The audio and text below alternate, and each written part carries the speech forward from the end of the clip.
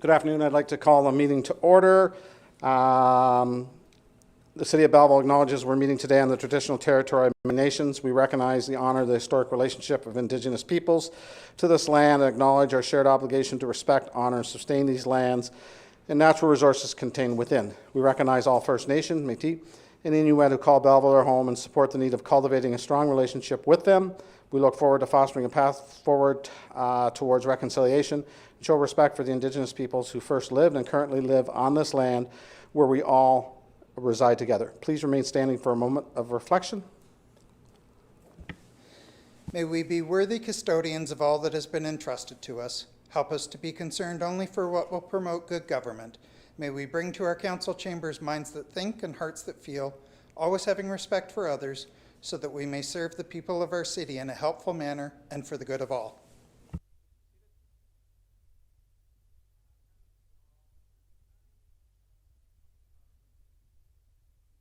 Councillor Carr is away tonight. Everybody else is here. Disclosure of pecuniary interest and general nature thereof. Seeing none. From there, we need a motion for the minutes of the council meeting held on July 14th, 2025. Moved by Councillor Chatton, seconded by Councillor Enright Miller. Discussion on that. Seeing none, all in favor. Carried. Now I need a resolution that council go into committee of the whole at 4:04 p.m. to hear and consider reports of passing recommendation resolutions with Councillor Brown in the chair. Moved by Councillor Chatton and seconded by Councillor Enright Miller. All in favor. Carried.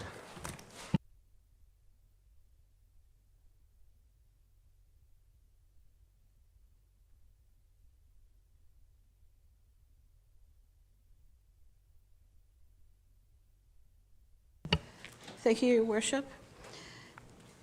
The agenda shall include under reports that warrant individual attention from Council. Item 8A1, long-term financing application, Ontario Infrastructure and Land Corporation. The report is DF 2025-05. The resolution reads that the 2025 capital budget be amended to adjust the funding sources for the Herkimer Avenue and Dundas Street East reconstruction, the Northeast Industrial Park reconstruction, fire radios, and Black Diamond Belleville Ag Society site servicing project as outlined in the Director of Finance report DF 2025-05, and that a bylaw be prepared for the application to Ontario Infrastructure and Land Corporation, OILC, for the long-term financing for the Herkimer Avenue and Dundas East reconstruction, Northeast Industrial Park reconstruction, fire radios, and Black Diamond Road, Belleville Agricultural Society site servicing. Have a mover, please. Thank you, Councillor Enright Miller. Councillor Kelly, discussion. Seeing none, all in favor? Item 82A, Enhancing Access to Spaces for Everyone EASE Grant. It's a program application for the Quinte Sports and Wellness Center Family Accessible Pool Change Room. Report number DDF 2025-10. And the resolution reads that the 2025 capital budget be amended to add the Quinte Sports and Wellness Center Family/Accessible Pool Change Room project for $60,000 to be funded by the Easing Access to Spaces for Everyone EASE grant. May I have a mover, please? Thank you, Councillor Enright Miller. Councillor Chatton. Discussion. Councillor Enright Miller. Thank you, Madam Chair. I would just like to say I'm very pleased to endorse the city application for the Enhancing Access to Spaces for Everyone, the EASE grant. As Chair of Accessibility Advisory Committee, I and the whole committee wholeheartedly support staff's initiative to try to secure the $60,000 in provincial funding to enhance the family accessible change room at the Quinte Sports and Wellness Center.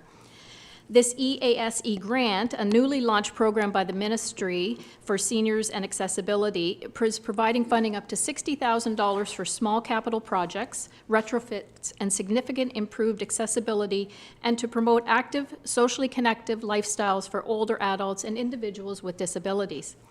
The proposed upgrade will enhance usability, inclusivity, and dignity for seniors and persons with disability, but also benefit families, caregivers, and all community members who access the center's services. We explicitly align this initiative with Belleville's multi-year accessibility plan and our vision for inclusive community spaces. So submitting this application demonstrates our shared commitment to accessible infrastructure and reflects our city's leadership in fostering equitable public facilities. So I thank staff for making application before the August 14th deadline, and I'm confident that we align closely with the grant's goals and commitment and hope we will be successful. And thank you, Director Lamb. We look forward to the outcome. Thank you. Councillor Chatton. Thank you, and through you, Madam Chair.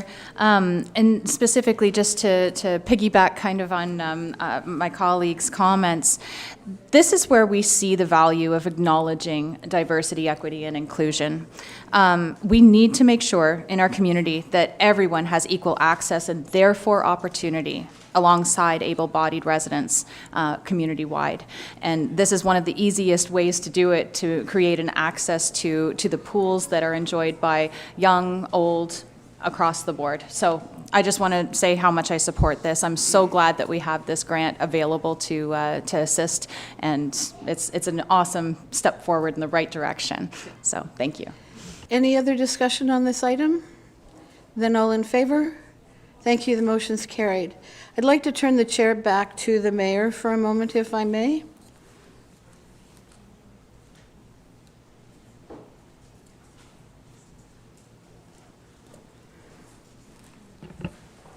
Thank you, Councillor Brown. I would like to welcome our LAR delegation to council chambers. Welcome, everyone.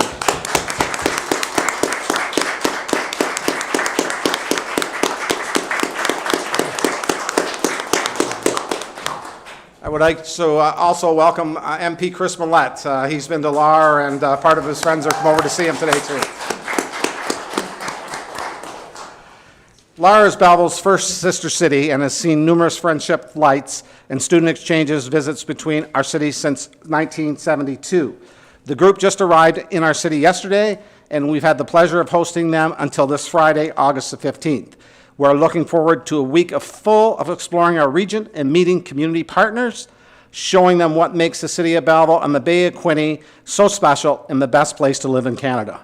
To honor this visit, we would now like to call upon Mayor Marcus Ebert to accept a gift from the City of LAR on behalf of the City of Belleville.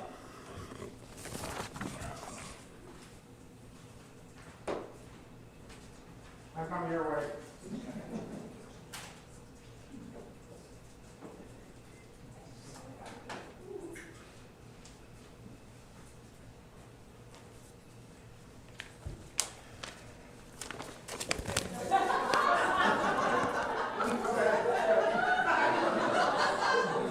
I'm on the job already, right? I'm there. No, they're right here. No, that's good. Sit down. No, perfect. I'll share my chair to you. So here's some gifts. Thank you very much. These gifts were made by local residents, one being a very own employee to capture the beauty of the Quinte area. I'm thrilled that to take these items back to LAR and display them in honor of our partnership. Time to open them. Thank you. Thank you. So, now it's time for my Guys, words. open before your speech, yeah. So maybe you won't, that'll depend on what you speak once you get to see what we gave you, right? So. Can you look this way just for a minute and exchange the gift there? There we go. 3, 2, 1. Lovely, thank you. One over here, too. Right Thank over you. there, there's the wedding photographer.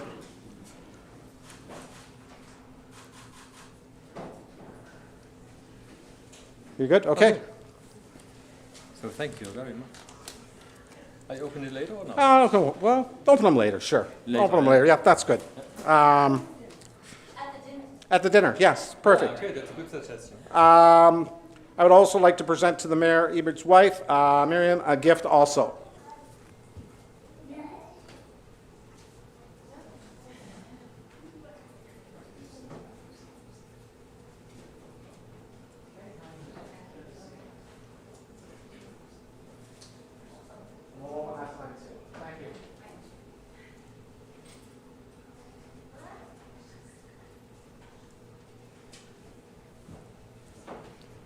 These gifts are made in Canada, and I hope they'll be a small token for you to remember our special friendship and this year's visit. I'd like to thank you in advance, and I'd like to give you a few words. The mic is yours now. Okay. You have to use the mic. You want to use that mic? May I look for my change? Oh, okay, if you get your speaks. It's almost like we got along, right? So. So, I think you should create all this. You see this? It's not. It's the crest, I think, isn't it? Yes. No, that's No. the colors of the city of Lahr, Uh-huh.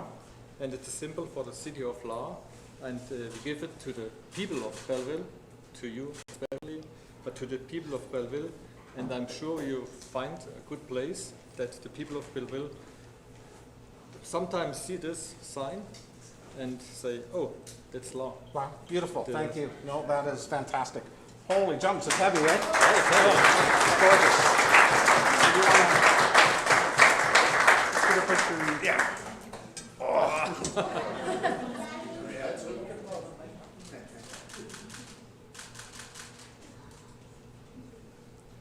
Perfect, thanks. And you say a few words also, Yeah. or? Perfect.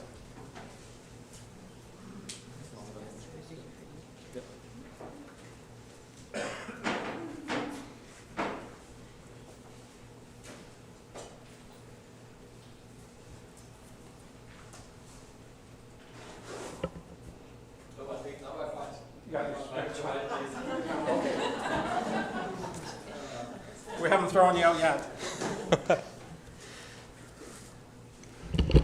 Okay.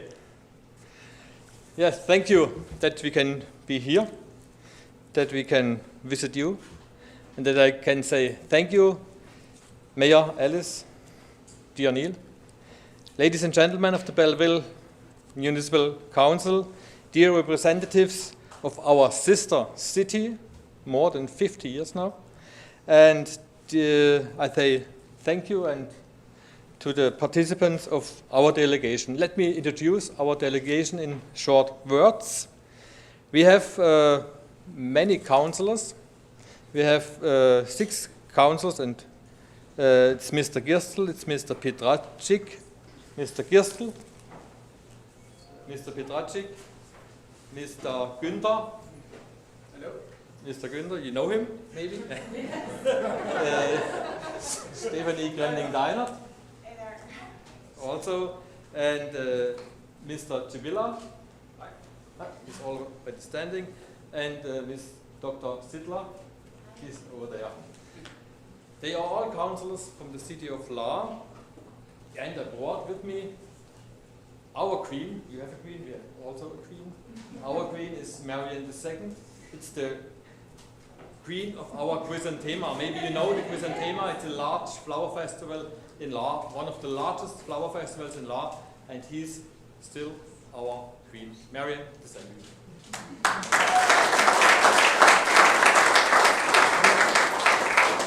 With me here is my predecessor, Dr. Wolfgang Müller, and he's the citizen of honor of Lahr.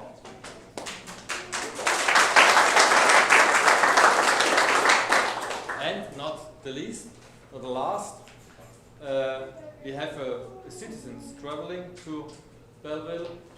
We have, I would say, I'm very glad that we come together with many people from Lahr, many citizens of Lahr and the surroundings.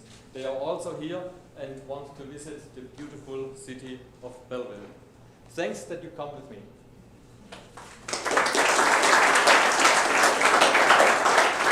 So, it is a really great pleasure for me and an honor to be here with you today in Belleville, in a city and with people we have grown fond of over many years.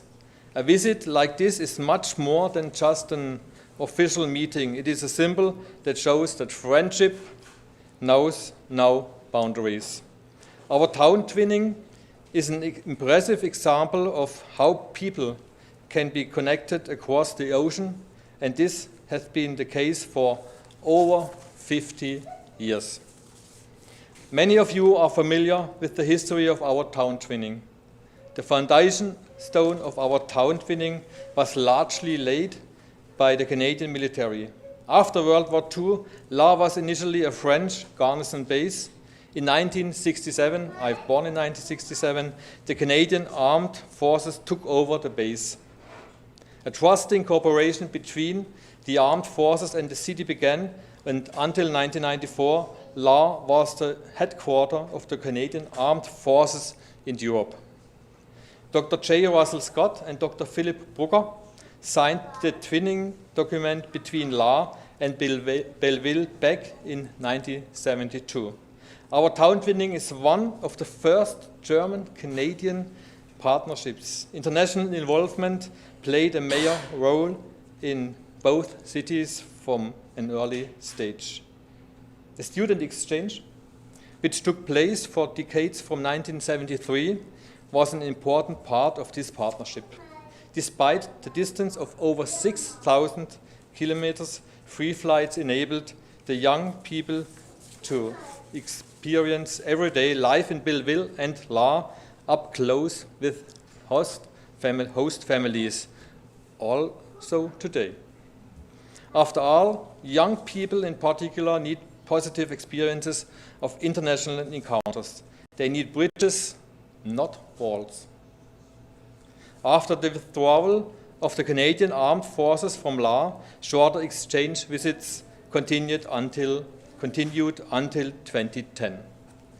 Another important pillar are the friendship flights, which usually take place every other year since 1975. These contribute significantly to personal networking. Since then, over 3,000 people have taken the opportunity to get to know their sister city. Private accommodation fostered many lasting friendships. Our town twinning is like a bridge across the Atlantic, not made of concrete or steel, but built from encounters, experiences, and shared memories. You, dear Miss Jackie Daniels, is he already there? Oh, later? Later. And you, dear former Lord Mayor Dr. Müller, together with you, Neil Ellis, have worked for many years to ensure that this bridge will continue to support the city and will not collapse after the withdrawal of the Canadian troops. Today, at a time when we are constantly confronted with differences and divisions, when democracy and our peaceful coexistence cannot to be taken for granted, we need such bridges, dialogue more than ever. In 2021, our federal president, Frank-Walter Steinmeier, said, "We Germans and Canadians understand better and better how much we need each other in today's world." How true. He said this in the year 2021. And what happened since 2021? Ukraine, Gaza, elections in the United States, COVID before, yeah. Canada and Germany share a desire for respect, openness, and tolerance. Both countries want to master the challenges of the future, whether in climate protection, education, or innovation. Our common goal is to strengthen the transatlantic partnership, promote security and stability, and realize common interests. Lahr and Belleville, two cities separated by a huge ocean, have so much in common.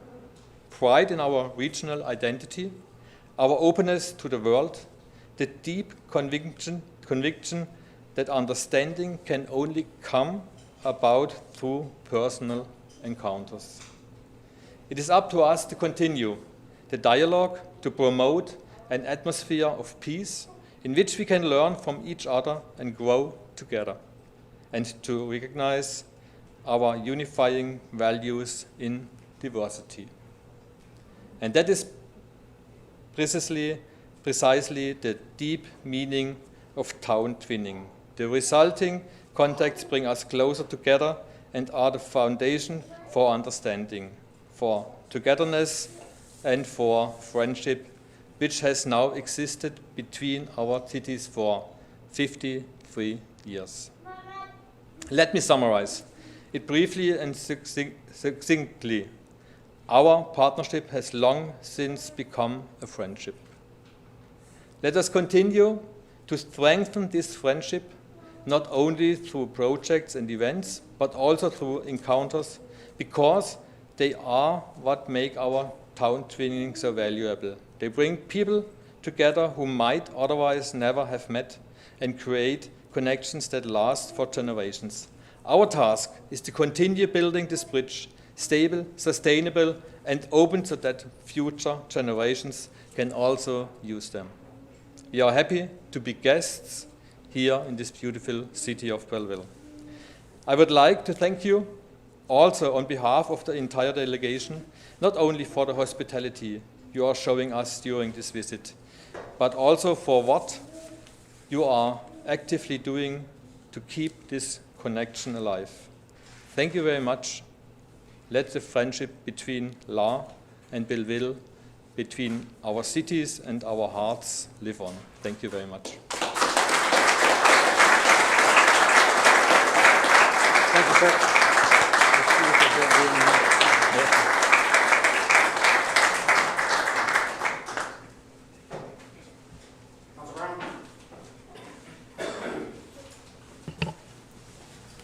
Moving on then to item 8A3, Outdoor Automated External Defibrillators AED Pilot Project.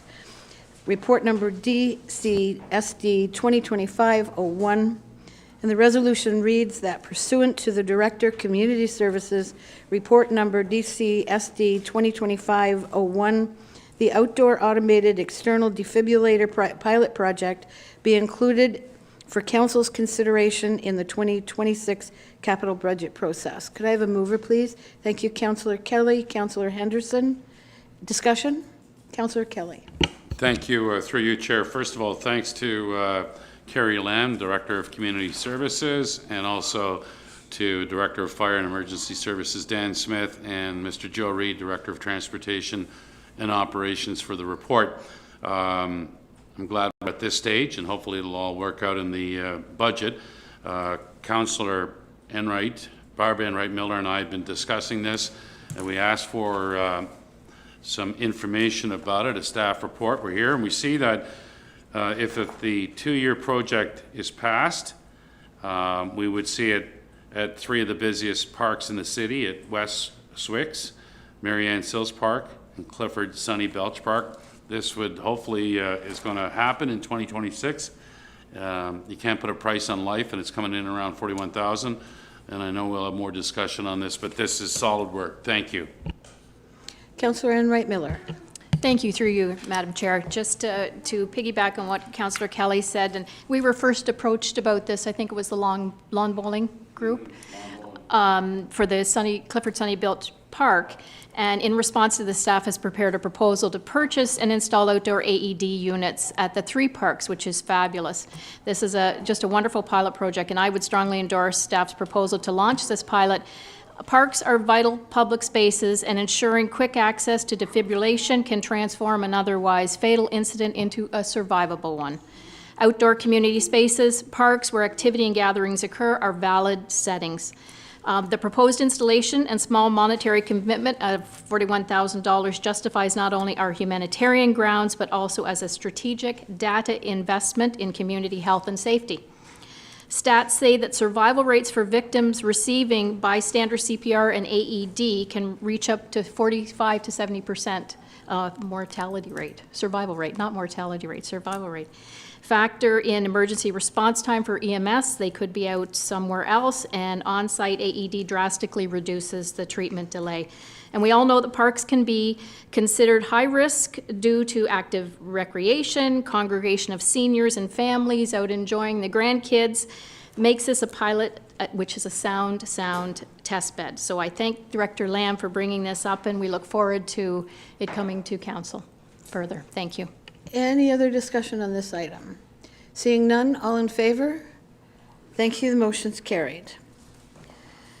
Item 8A4, Routine Disclosure and Active Dissemination Policy, Report DCC 2025-02. And The resolution reads that council approve the routine disclosure and active dissemination policy attached to the Deputy City Clerk's Report Number DCC 2025-02, and that staff implement the associated procedures and updates to departmental practices as required. Have a mover, please. Thank you, Mayor Ellis, Councillor Enright Miller. Discussion? Seeing none, all in favor? Thank you, the motion's carried. Item 8A5, 2025 Budget Scope Amendment for Policy Planning Co-op Students, Operating Issue Number D4-4 to D4-10. Report Number PP 2025-11. And the resolution reads that pursuant to the Manager of Policy Planning, Report PP 2025-11, that the 2025 operating budget scope be amended for student positions, amended for items D4 and D to D410 to include 2 new planning co-op students positions for the fall of 2025 semester and winter 2026 semester, with sufficient funding being available within the existing project budgets. Have a mover, please. Thank you, Mayor Ellis. Councillor Chatton. A discussion? Councillor Chatton. Thank you, and through you, Madam Chair. I'm just wondering, and I'm not sure who to address this to, but the Provincial Summer Student Grant, would having these 2 new positions available, the co-op positions, interfere in any way of being able to apply for the Summer Student Grant application that is available across the board? I just don't know if it would. So first, I'm going to direct this to Director Ferguson, and then I think subsequently to Director Ashton. Through the chair to Councillor Chatton, there should be no obstruction in being able to pursue any of the Canada grant funding for summer students, which we actively do on an annual basis. And Director Ashton, in terms of the funding, it mentions that it's within existing projects budget, so if maybe you could just offer some more insight? So it's just our Housing Accelerator funding would be utilized to fund these positions of co-op students. And so that's part of our agreement with the federal government to kind of have these students, so these students can come on board and provide sort of research best practices and help with our current planners on getting more projects done to accelerate housing. Okay. Any other discussion on this item? Seeing none, all in favor? Thank you, the motion's carried. And moving on to consent items, council may adopt consent items by one motion, but prior to consideration of such motion, members may request that specific items be removed from consideration under such motion, and council shall consider such items individually. Beginning on my left, Councillor Sue. 8B1. Councillor Enright Miller. No, thanks, it's been pulled. Councillor Thompson. It's been pulled. Thank you. Councillor Kelly. No, thank you. Mayor Ellis. No, thank you. Councillor Chatton. Mine's been pulled as well. Yep. Councillor Henderson. Same 8B1. Okay. So items 8B2 through 8B7, the council consent items 8B2 to 8B7 be approved with the exception of item 8B1 to be considered separately. Could I have a mover, please? Thank you, Councillor Chatton. Councillor Henderson. Any discussion on any of these items? Seeing none, all in favor? Sorry, I'm seeing hands. So, sorry, I'm still on 8B2 through 8B7. All in favor? Yeah, the motion is carried. Moving on to 8B1, could I have a mover and a seconder, please? Councillor Henderson, Councillor Enright Miller. Discussion. Councillor Sue? Thank you, Madam Chair. I just have one statement and a question. I know there have been some requests to change the automated speed enforcement hours, especially from those who have received tickets. I admit it took me a little time to adjust as well, but now that I am used to it, I can see the value it brings in keeping our roads safe for everyone, especially our children and pedestrians. For that reason, I believe it's important to keep the current hours as they are. So that is my comment. But my question, the City of Belleville, Ontario implemented automated speed enforcement starting on July 15th, 2024. I Googled it, so I hope that date is correct. I'm hoping if, could anyone please provide information on the number of traffic accidents that have occurred since the automated speed enforcement program began on July 15, 2024, and how that compares to the number of accidents in a similar period before the program was implemented. So if we could direct the question to Director Reed? Yeah, through the chair to Councillor Sue. That information would be collected by the Belleville Police Service. We're not directly involved with collision data and reporting. Although I can speak to the average speed that is reduced in the current zone. So we did some speed calculations of the previous 4 locations that they were on in.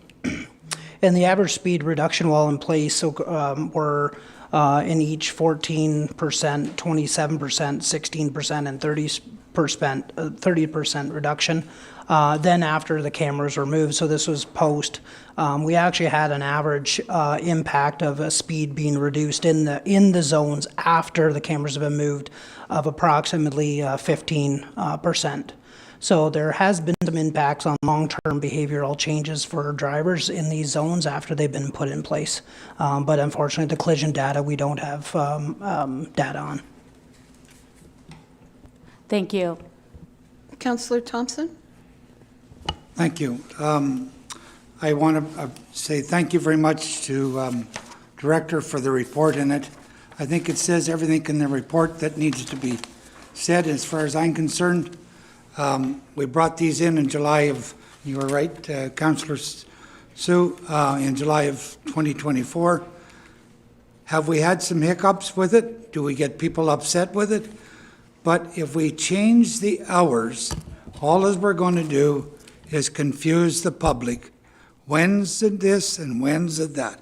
And I'll tell you, I get as many requests as negative wanting more speed cameras in different areas, but unfortunately, the government controls where we can put these speed cameras.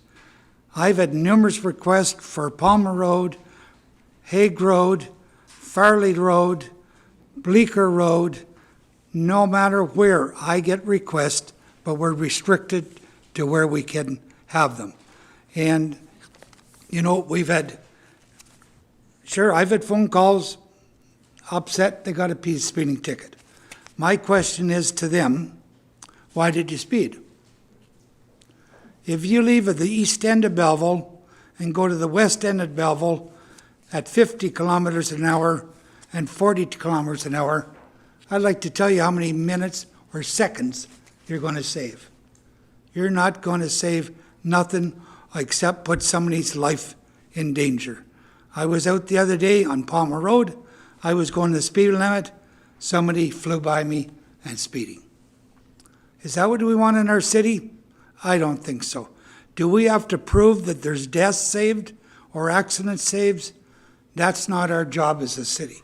Our job as a city is protect the city, to protect the people in this community so they don't get injured.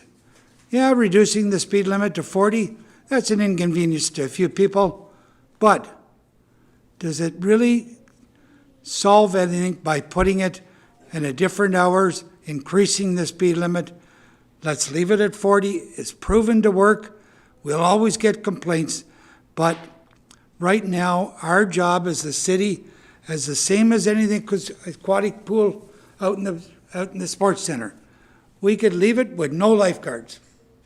Would that be a good idea? I don't think so. We could leave it with the rinks with no referees.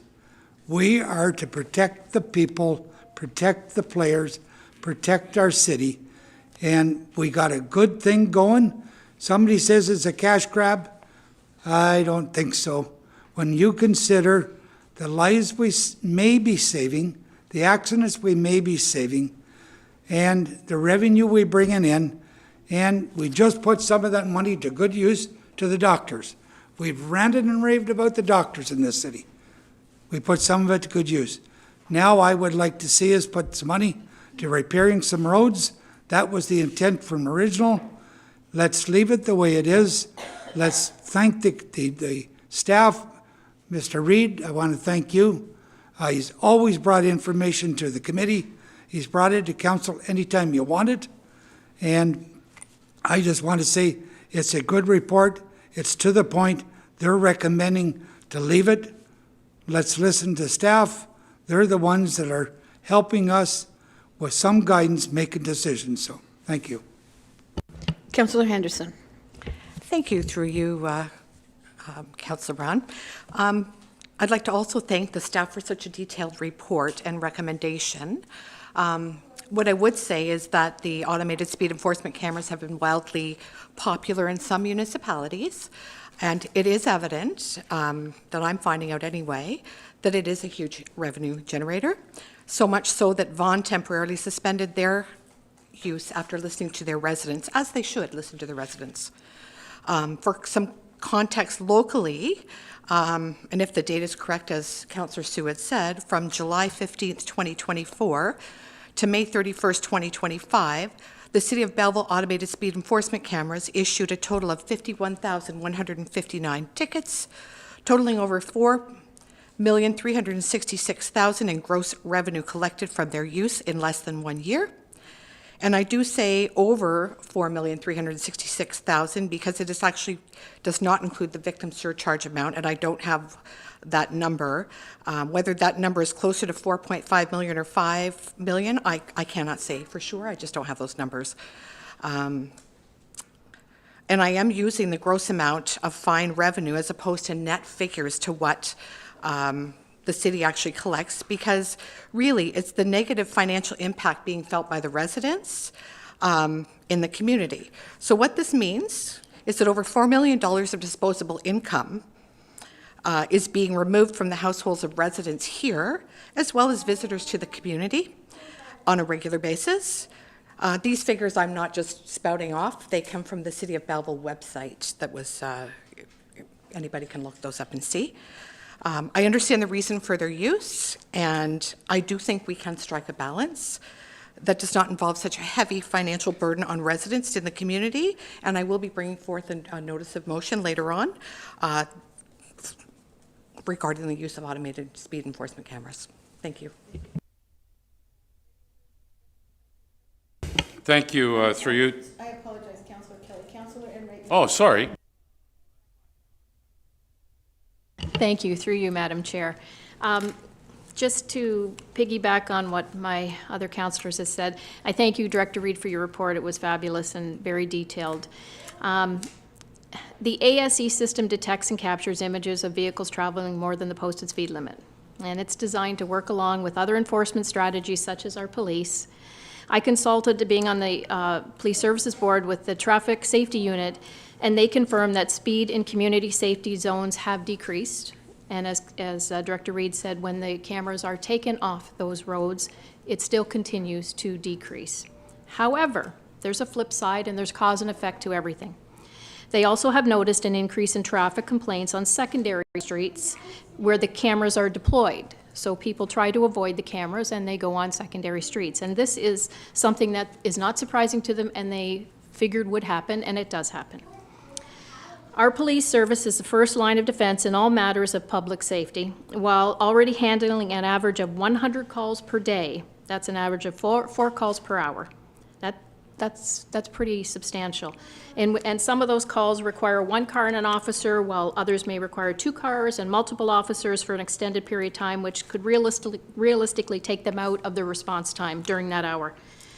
I think that any tools that we can provide safety on our roads should be welcome, and cameras are a lot cheaper than people. We know the community is divided over this issue. It's everywhere, and I have contributed to the cause, like I told you before. I think I've had 4 tickets myself, so I'm a payer. But I'm not sure that there is a perfect solution, and I'm leaning towards it's an all-or-nothing approach. Either we leave them as we are on the time that they are, or we get rid of them completely. However, I also think that consistent enforcement, if we leave them the way they are, is positive, and it does drive behavior. And limiting operating hours could reduce compliance, especially during overnight periods when traffic is lighter, but the potential for serious incidents remain, and the police have backed that up, that at nighttime there's more potential for serious accidents on the street. There are also some operational benefits to the police. The speed cameras work around the clock, monitoring vehicles per hour. They don't take lunch breaks, or they don't have time off. They reduce the need for manual stops, which can place our officers at risk, and especially the climate we're living in. I would hate to be one coming up to a side of a car not knowing who is in that vehicle or what they might have. So I also wanted to ask Director Reed, we have probably about, I don't know, 4,000 miles of roads in Belleville? Am I even close? Director Reed? Director Reed? We have approximately 950 lane kilometers. 950 lane kilometers, and of those lane kilometers, we have 4 AS cameras, which would probably be maybe a mile encompassing. Through the chair to Councillor Henry Miller, community safety zones have to be a minimum 1 kilometer, so each of the community safety zones, which we have 12 in total, are 1 kilometer, so about 12 in total. And we have 4, which are, in caps, taking an area of 1 kilometer, or 4 kilometers each time the 4 are out, so. Thank you. So really, the amount of area that we are looking at with cameras is not a lot in the big scheme of things. Speeding, no matter how you cut it, is a traffic violation punishable by a fine, and if you don't speed, you won't pay. By us limiting enforcement to certain hours could be perceived as us saying the speeding during certain times is acceptable, and I totally understand the concerns about overreach and cost by our constituents. But drivers' behavior is changing. Enforcement that is consistent and continuous is more likely to produce lasting behavioral changes and safer roads. And I think if it saves 1 life, I think it is worth it. If we take the all-out approach, we need to eliminate the cameras totally. Because they have only been working a little over a year, I don't believe we've given it a full test yet, so I'm going to support leaving the time alone. And I appreciate the staff report and all of the detail. Thanks. Thank you, Councillor. Councillor Kelly? Thank you, through you, Chair. Right off the top, I'm on the Transportation Committee that Councillor Thompson chairs. And when we introduced the speed enforcement cameras, first of all, it was for public safety and to work in partnership with the Belleville Police Service. And the goal was to reduce speeding in high-risk areas, particularly school zones. Residents of the city are given 3 months to heads up that this is where the cameras are going to be, and it's been well advertised, promoted. We know that it's slowing traffic, it's improved safety for pedestrians and those riding bikes and seniors out for a walk. The roads are safer. Today I reached out to Preston Perry, and Preston is an insurance broker with McDougall Insurance, and I asked him about accidents and Belleville insurance rates. So up until recently, Belleville had a low accident rate, one of the lowest in the province. However, 2 weeks ago, the insurance brokers in this area received an email saying the rates are up, the accidents are up, and how do we avert that? Well, part of the solution is to get people to slow down. So if we slow down as a community and the insurance brokers see this in the next year or two, potentially there could be an adjustment. It's called a claim experience to your insurance. So we're working with insurance bureaus. I reached out to Sergeant Brad Stitt from the Belleville Police Service, who is also on our Transportation Committee. And any reduction in speed, he said this at numerous meetings, any reduction in speed, keeping people closer to the limits, that's a good thing. This is for safety. And also, if we're following the speed limit and not racing, this isn't the Autobahn on Sydney Street, there's severity too with speed connected. So if people are following, people are less likely to be severely injured or worse, killed. So right now, it is 24/7. I will continue to support that. No interest in moving from 11 o'clock at night till 7 in the morning. It's about public safety. And finally, I had an individual in the city come to me and said that they have had 6 tickets in the last year. And my question to the individual was, when is that going to sink in? I might have lost the vote, but after the 6th speed camera fine, when's that going to sink in, follow the speed limit? And I noticed it already, that there's been drastic change in driver behavior. So I'm sticking to what it's at. Councillor Chatton. Thank you. Through you, Chair. I'm actually just moving away from safety for a second. I'd like to know what the cameras are overall costing us. I don't think we've ever actually addressed what the cost is and how often we are needing to clean these cameras off from vandalism, the amount of manpower that's needed to ensure that they're in working order, how often these vandalisms happen. I was hoping to just kind of get a line on that, if I could, through you. So if I could direct the question to Director Reed, please. Through the chair to Councillor Chatton. The cameras are leased to us at a per day per camera cost. There's $86 per day per unit. That is all encompassing. So no matter how much vandalism occurs, there's no additional costs. They come and clean them, repair, and that includes downloading and upgrading the software and the firmware that's required to upload the data to the Joint Processing Center. And Director Ferguson, anything additional you'd like to add as it relates to provincial offenses expenses? Through the chair, and all of council, there are other costs as well, just to be fulsome on the costing associated with the cameras. There's the rental. Director Reed identified the processing costs, so JPC have processing and mail-out costs that are incurred. Those are incurred with respect to our costs internally.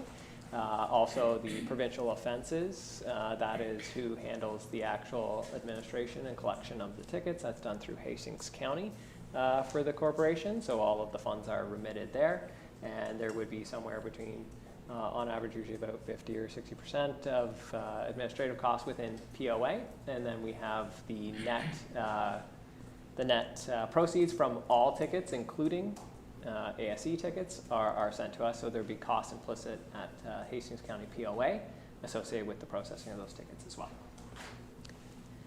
Thank you. And so just for clarity, essentially there's no additional cost to the taxpayer for us to run these cameras with the exception of the $86 per day as the rental that we've budgeted for.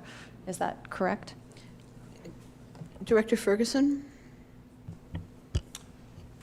Through the chair to Councillor Chatton, associated with specifically just the cameras, the camera infrastructure, it would just be the rental cost, and then the other processing fees and items to actually process the tickets and collect the funds are separate. Okay, awesome. Thank you. Any other questions?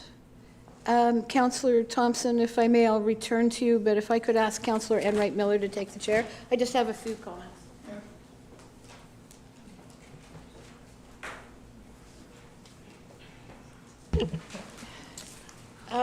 Really brief. I know that's unusual for me, but I will be really brief. Over the month of July, the Quinte West OPP and Belleville Police Services issued 326 tickets during a focused patrol on Highway 2 between RCIF Road and Point Anne Lane. A majority of those tickets were for speeding, including 2 stunt driving charges. It demonstrates that just along one major route between here and the city of Belleville, that we have a speeding issue. And the reason for that focus was because almost dead center to that is a community safety zone that includes Kinsman's Park, the pool, the pool and the hospital, and the medical centers surrounding that. So I think it's really valuable that that kind of information demonstrates that we do in fact have a speeding epidemic going on here in the city. But furthermore, and this was in the Quinte News report on August the 7th, Staff Sergeant Jeremy Ashley went on to say, the goal of any traffic enforcement initiative is increased community safety. So for those naysayers who say it's more about a cash grab, it's about community safety. And there are just multiple ways that we need to address this. Automated speed enforcement is just one of them. BPS Jeremy went on to say, we'll continue to work with our partners to promote accountability and improve overall road safety. Automated speed enforcement is about holding the drivers to account, to follow the law, and it doesn't matter if it's morning, noon, night, middle of the night. It is always about the road safety, that yes, there's fewer cars on the road, but the inference is that somebody in the middle of the night, if you suddenly turned off automated speed enforcement, then we would be having the speeding derby up Sydney Street because they think it's okay. So at this point, I would like to encourage us to maintain them at the 24-hour level, only because we are working on trying to reinforce accountability and change people's behaviors.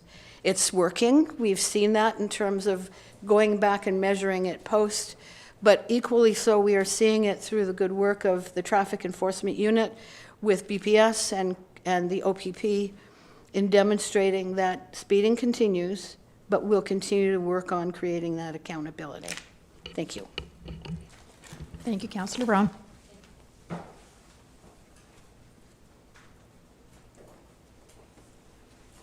Councillor Thompson? I'd just say, end it up quickly. There was mention about Vaughan. I'd be careful why they suspended it for the period. We don't know why they suspended it at this stage, so I don't, whether they suspended it because of the growth income, I don't know. But anyways, when it comes to enforcement,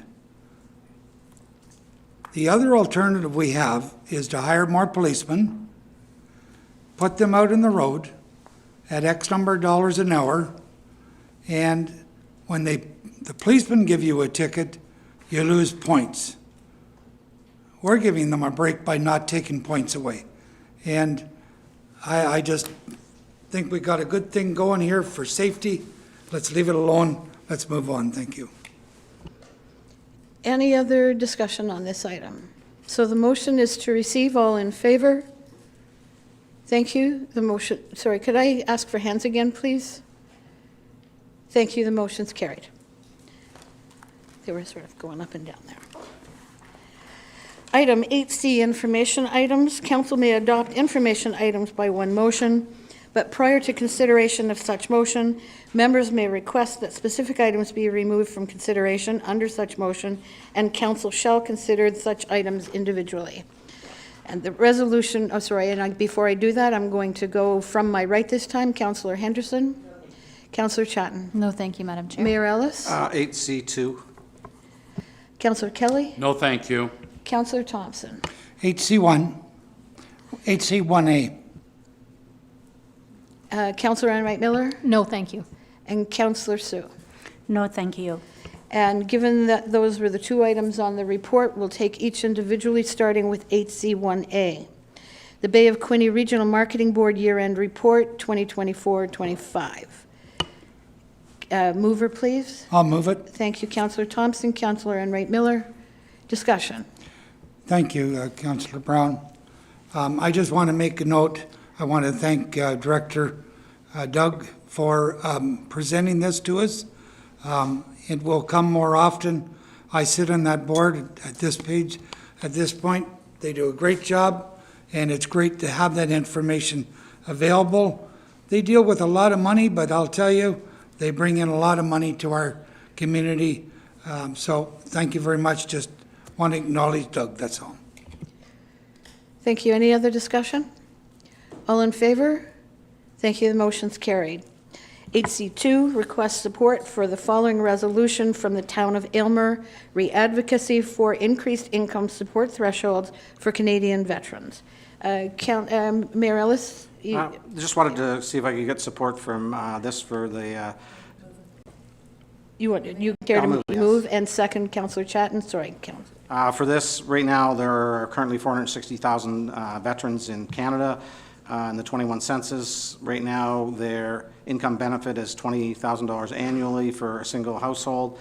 And I think this, I agree, it fails to reflect today's economic reality. And their motion is to send this to the Prime Minister and Veterans Affairs to increase their benefit to around $40,000 annually for each veteran's household. Thank you. Any other discussion? All in favor? Thank you, the motion's carried. And I'm thankful we have our MP who happens to sit on that committee in the room, so he'll carry that message for us, I hope. With that said, moving on to item 8D, rise and report, that Committee of the Whole does now rise and return to council at 11, yeah, it's a long meeting, 4:56 p.m. Thank you, Councillor Chatton. Councillor Enright Miller, all in favor? Thank you, the motion's carried. Thank you, Councillor Brown. Reading and passing of bylaws. Bylaw number 2025-129, 130, 131, 132, and 133 be read and passed. Moved by Councillor Chatton, seconded by Councillor Enright Miller. Discussion. Seeing none, all in favor? Carried. New business. I have one here. I'll let Councillor Thompson go first. Thank you, Mayor. I have one resolution.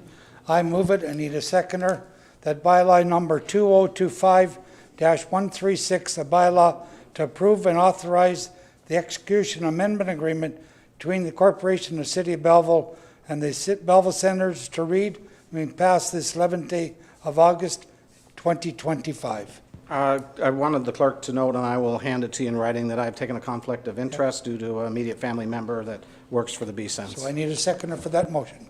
Councillor Chatton? All in favor? That's carried. Thank you, Councillor Thompson. Notice new business, Councillor Enright Miller. Thank you, Your Worship. Sorry, Councillor Kelly, I beat you to the punch here, possibly. I just want to talk about the warming center, if I might, just for a minute. I would like to express a formal thank you to Mrs. Kim Naylor, who is a grade 8 teacher at St. Joseph's Catholic School here in Belleville. And Mrs. Naylor's student, who all just graduated from the grade 8 class, sent Councillor Kelly and I letters, beautiful letters. The grade 8 students all wrote a letter to Councillor Kelly and I during the Lenten season, which begins on Ash Wednesday and concludes before Easter Sunday. Yes, Catholics know that, as any other Catholics in the room. As I read through these letters, I was moved with this clear indication of voices of concern and faith in action. The students, who are 13 to 14 years old, wrote heartfelt letters about our cold winters and the homeless in our city that have to endure this cold. The main focus was their way of asking us, City Council, to consider or advocate that the warming centers remain open longer and not close them when the weather outside is still frigid and cold. It was clear they felt a plea to us, and this might bring Council looking at a time of year for the warming centers a little bit beyond what we currently have. And I know this is a Hastings County issue, and we take part with some operating funds, but if I could bring, I would share all these letters with any of my fellow councillors. They're a lovely read, and yes, I will certainly share.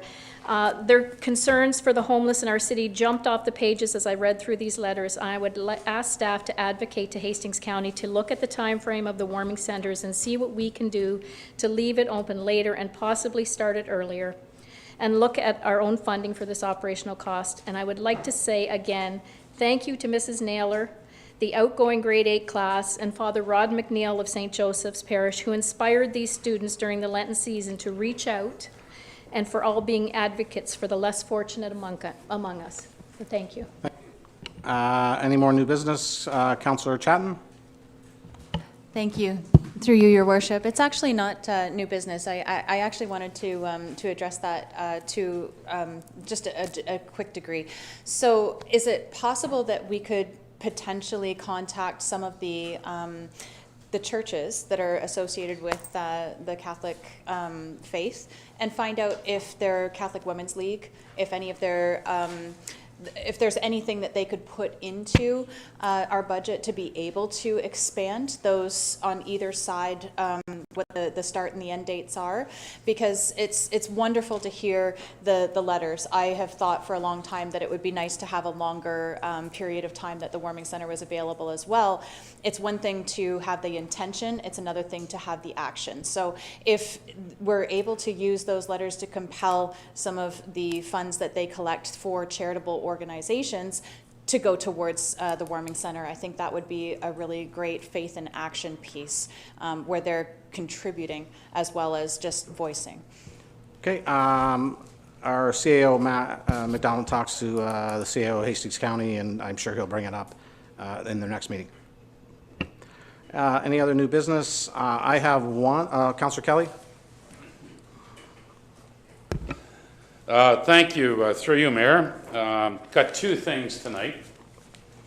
I was watching the news yesterday, and I saw Laura Walton. She's from Belleville. She is the president of the Ontario Federation of Labour, and she was on CBC, and they were talking about working conditions for people outside. And over the last several weeks, it seems like for months, poor air quality, wildfire smoke hovering over the city of Belleville, the heat wave. And in Ontario, there are winter temperature benchmarks to protect workers that work outdoors in the cold. There are no such protections for those that work in the heat or poor air quality, and we've been seeing it all summer here in the Quinte area. My question to Mr. Reid, what does the city of Belleville offer to its employees for protection through these very hot days? Director Reid? Yeah, through the chair to Councillor Kelly.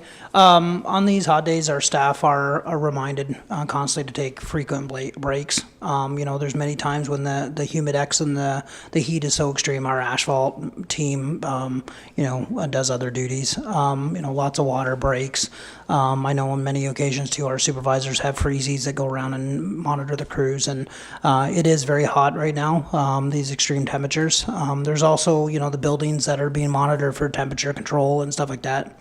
And, you know, thanks to our fleet maintenance program over the years with replacement, you know, all vehicles that have the ability to have air conditioning are purchased. So we make sure that those are all a part of our plan and purchases moving forward.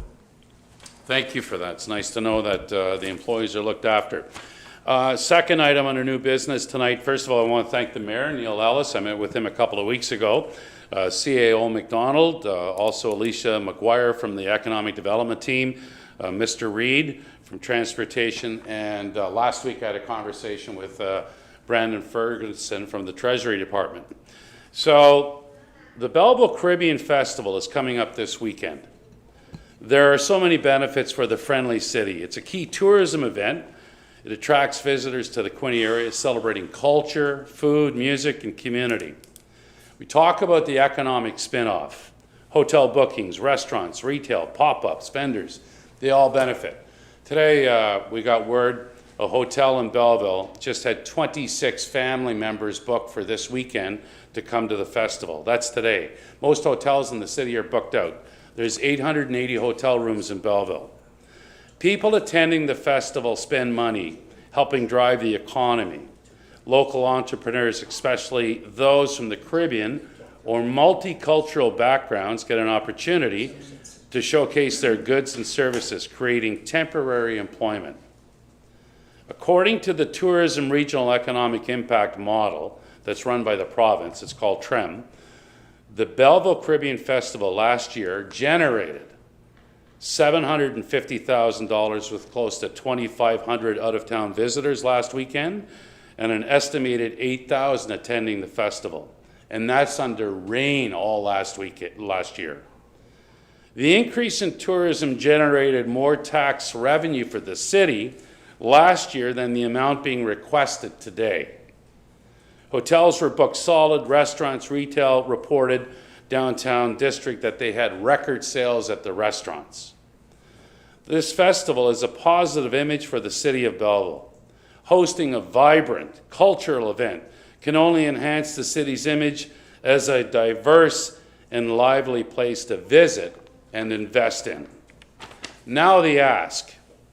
There's a substantial cost to host a 3-day event.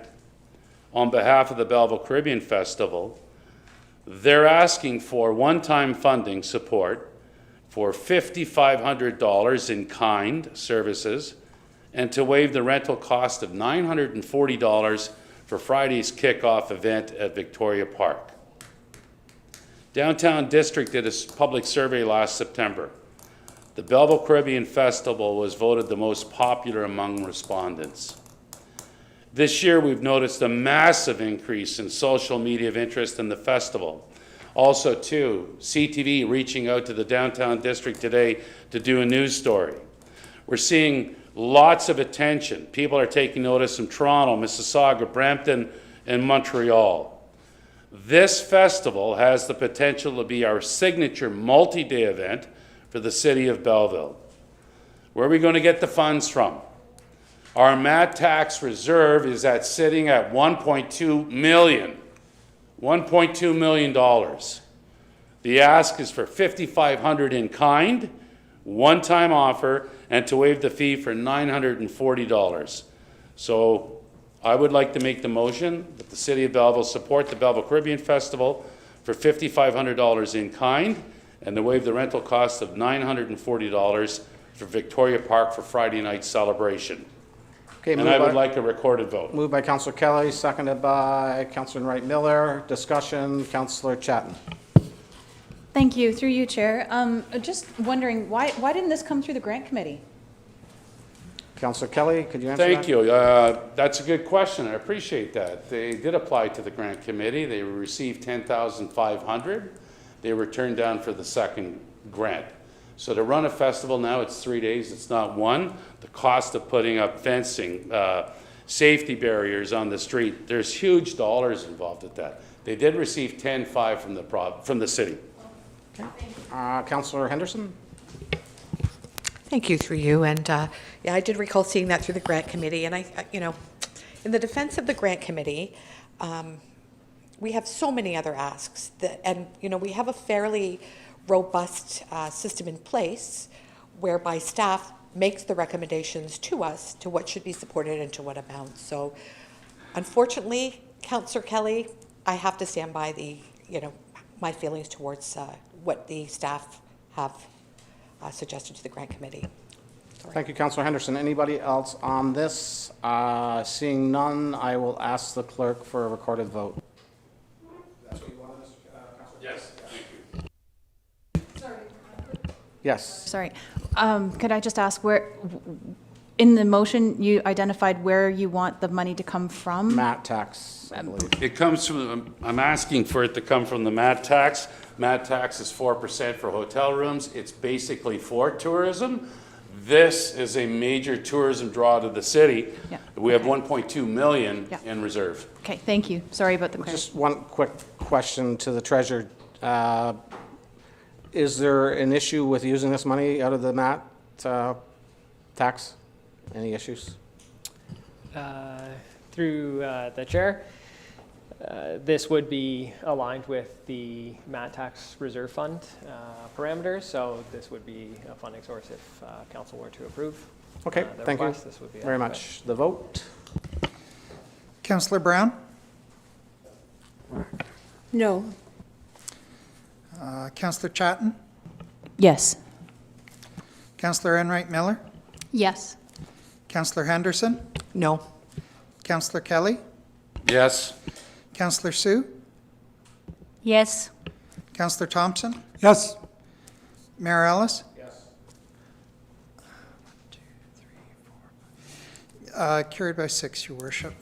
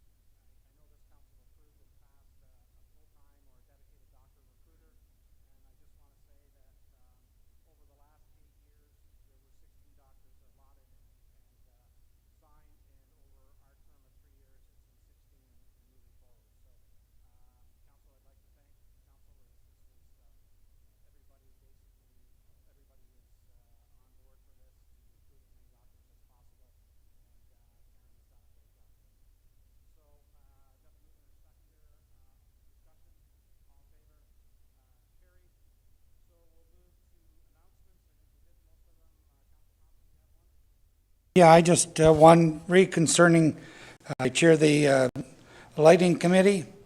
We're now at the stages that letters have gone out looking for donations.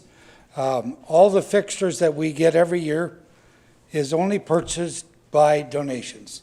We've been very fortunate over the last 17 years that I had a brief period where I didn't chair it. Councillor Kelly chaired it during that time. Thank you, Councillor Kelly.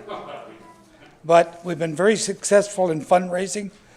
What's happened is that we're in 17 years, some of our fixtures are getting too old.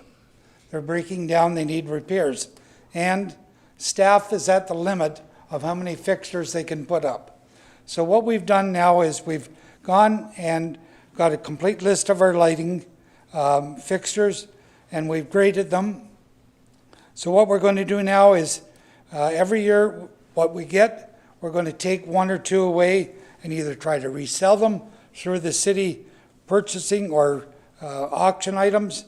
But it's important because some of these fixtures, as I say, are 17 years old. They need to come off and resold, or just, unfortunately, they're broke and put away. So it's important, and so far we've had great response, but I do and tell everybody, it's not only corporations that can make donations, they can be private individuals in our city. We'll take $10, $100, $5,000, $10,000, and we do have some businesses that give $5,000 and $10,000 every year. I don't want to mention them right now, but they will be mentioned later on. But it's important. The letters have gone out. I encourage anybody that's involved with corporations or individuals to solicit some funds. This lighting thing has become a big, big thing in our city, just like the Caribbean Festival, only better. Thank you, Councillor Thompson. Announcements going up this side. Councillor Enright Miller. Thank you, Your Worship. I just wanted to extend a congratulation. On August 3rd, Sir James Whitney celebrated their 155th year anniversary, and Councillor Thompson and I were there partaking in the festivities. They had, I think, 600 to 700 people come through over the weekend. It was a fabulous event, and we were happy through the lighting committee to support with the ASL Belleville sign done in sign language, and it was well respected and well received, and lots of people got pictures with it, and I think good job. Thank you. I got to backtrack here. I forgot notice of motions, and I think Councillor Henderson, the floor is yours. Or notice of motions, we forgot. Councillor Henderson, the floor is yours. Okay, thank you very much for that, and through you. I'd like to propose a notice of motion that council directs staff to undertake the necessary steps to eliminate the use of automated speed enforcement cameras with the exception of school zones only. Thank you. Thank you, Councillor Anderson. And you'll give that in writing. You'll be, okay, perfect. Back to announcements. Seeing none, Councillor Kelly. Thank you. Real quick here, Mayor, got a few tonight. This past Saturday, I attended the 38th powwow in Tyendinaga. Chief Ardon Miracle and our friends to the east. What a wonderful celebration it was. And Saturday afternoon, I was at Thurlow Park. Our Jamaican community was celebrating Independence Day, which is August the 6th, but they had their party this past Saturday, and they could smell the jerk chicken all the way in Madoc. And finally, I'm inviting everybody in the city and that sees this to come out to the Belleville Caribbean Festival. Starts Friday at Victoria Park, and then activities Saturday and Sunday, a partnership with Ribfest at Westwick's Park. It's going to be a great weekend. The weather's going to be fantastic. So come out and feel the vibe in downtown Belleville. Having said that, we'll move to a confirmatory bylaw. Bylaw number 2025-134, a bylaw to confirm the proceedings of council meeting held on August 11th, 2025. Be read, confirmation bylaw 2025-134 be read and passed. Moved by Councillor Enright Miller, seconded by Councillor Brown. Discussion. All in favor, carried. And motion to adjourn. Councillor Thompson, seconded by Councillor Chatton. All in favor, carried. Thank you.